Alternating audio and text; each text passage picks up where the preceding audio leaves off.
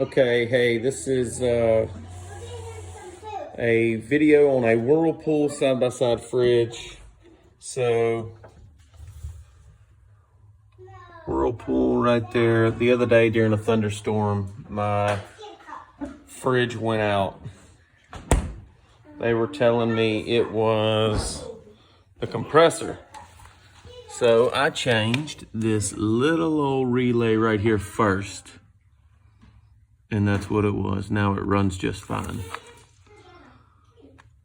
So if you have a little problem with your fridge kicking on and kicking off the compressor, that's it right there. Or it can be at least. It was $30.